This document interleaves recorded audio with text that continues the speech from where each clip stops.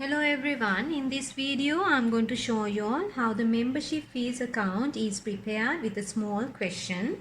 Now let's have a look at the question. On the 1st of April 2016, membership fees receivable is 6,000 rupees and the membership fees received in advance is 1,000 rupees. And on the 31st March 2017, outstanding membership fees is 4,000 rupees and the membership fees received in advance is 1,000 rupees. And during the year, they have received membership fee 40,000 rupees. Now you all can see there are 2 years, 2016 April 1st and 2017 31st March. That means the financial year begins on the 1st of April 2016 and ends on the 31st March 2017. Now let's try to prepare the membership fees account using the given information. Again, let's get back to the first balance, which is membership fees receivable 6,000 rupees. This membership fees receivable, it is an asset. When an income is receivable, that has to be considered as an asset. So according to the double entry principle, when an asset increases, it has to be debited. So at the beginning of the year, you get this balance. That means you need to show it as the brought forward balance in the membership fee on the debit side, since it is an asset, 6,000 rupees. And the next is the membership fee received in advance. When an income is received in advance, it is a liability. Then at the beginning of the period, that liability you need to show in the credit side, because according to the double entry principles, when a liability increases, that has to be credited. So the opening balance at the beginning of the period is 1,000 on the credit side because it's a liability. So again, let's get back to the same values. 6,000 on the debit side, which is membership fee receivable, it is an asset, and 1,000 rupees membership fees received in advance, liability. So you need to show that in the credit side. And let's see the next item, outstanding membership fees at the end of the period. In the current year, some of the members have not paid the membership fee in full. So that is why at the end of the period, there is 4,000 rupees remaining. So membership fee is an income. So if an income is not yet received, it has to be considered as an asset. Then how do we show this 4,000 rupees? If it is an asset, it should be shown as a debit balance. Now at the end of the period, if it is an asset, in the next financial year, opening balance should appear on the debit side.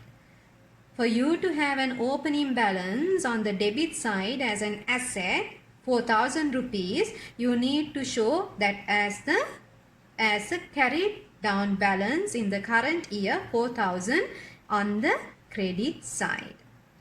So balance carried down 4,000, which is the outstanding membership fees. Then only you will be having an opening balance on the debit side in the next financial year.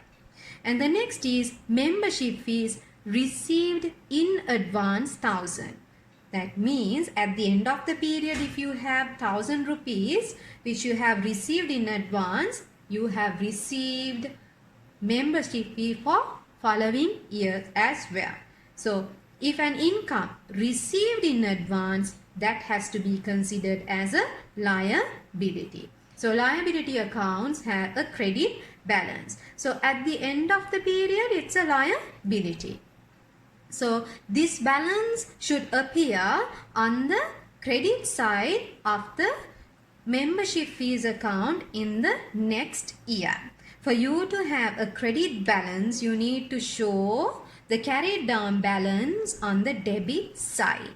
So this membership fees received in advance 1000, carried down balance if you include in the debit side, you will show a liability of 1000 rupees in the following year on the credit side. Now let's see how the membership fees received during the year 40,000 rupees could be included in the membership fees account. When an income is received, the relevant income account should be credited. So in that case, this 40,000 rupees should be credited to the membership fees account.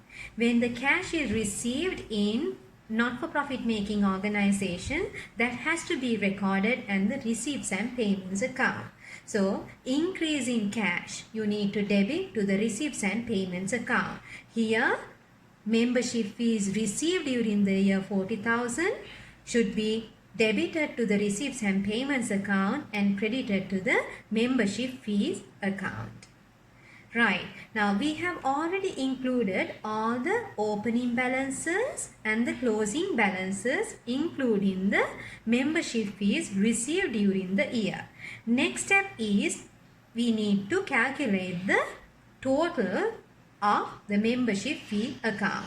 When we compare these two sides, this side gives us the highest total. So 40,000 plus 1,000 plus 4,000, 45,000. So you include that 45,000 on the debit side as well as the total amount. And then the difference you need to find. 6 plus 1 is 7 and 45,000. When you deduct 7,000 from the 45,000, you get 38,000. So what is this 38,000 on the debit side? In the previous video, you learned on the debit side of the membership fee account, this difference is the amount relevant to the period. So the amount relevant to the period you record in the income and expenditure account. So the double entry of membership fee relevant to the period is membership fee account debit, income and expenditure account credit. So this is how you prepare the membership fee account using the given information. I'll be sending you all more questions in the following videos.